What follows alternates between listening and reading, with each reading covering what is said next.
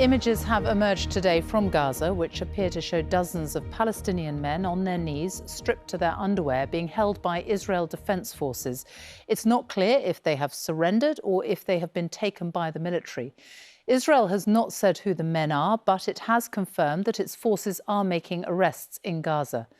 The new images come as tens of thousands of Palestinians are streaming into Rafah city near the Gaza Strip's southern border with Egypt, trying to escape intense fighting elsewhere.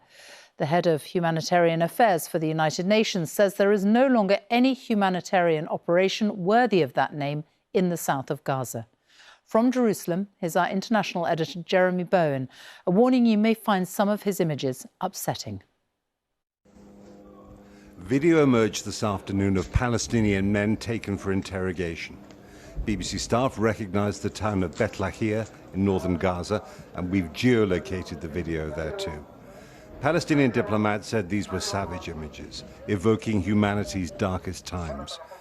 The Israeli army said only that suspects were being interrogated. Posts on social media said the men had been sheltering with their families at a UN school and that others were killed during the Israeli raid. In this photo, the men have been moved to another location which we have not been able to verify. One of the captives, Dia Al-Khalout, is a journalist. He was forced to leave his disabled daughter, according to the newspaper he works for in London. Earlier, at Israel's parliament, a prominent government supporter told me that only Israeli forces can control Gaza, not the independent Palestine the Americans want.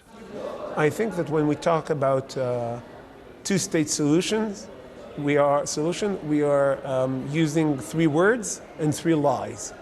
It's not two, it's not a state, it's definitely not a solution. So what's the answer? An everlasting occupation? First, occupation is not the word. One cannot occupy its own land. Israel is not an occupier in Israel because that's the land of Israel. So what about Gaza? Again, that's the land of Israel? Land of Israel, you cannot be occupying it. We're not occupying it from anyone. In Gaza, civilians are lost in the rubble of Israeli strikes. So far, the world is not close to controlling the powerful, chaotic forces unleashed by this war. The UN Secretary-General, saying international peace and security is in jeopardy, is demanding an immediate ceasefire. A Palestinian leader told me that the US and UK must not veto the next ceasefire resolution. The United States of America and Britain now has the key.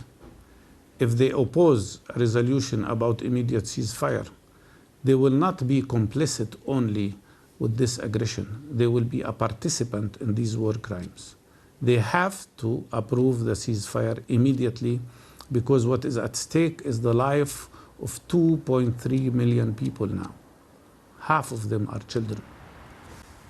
Without a political solution, this conflict will go on when, if, Israel declares victory in Gaza. The war will not have a neat ending. Two opposing forces are at work here.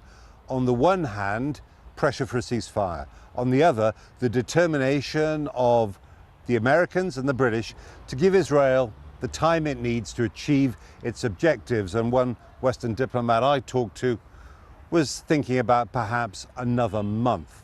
Now, the UN Secretary-General wants to hurry that process up by putting pressure on them and also shaming them into taking action sooner.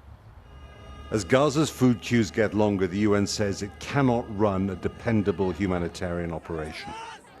With hungry people jumping warehouse fences, Israel says world peace requires Gaza's liberation from Hamas, and that will take force. Jeremy Bowen, BBC News, Jerusalem.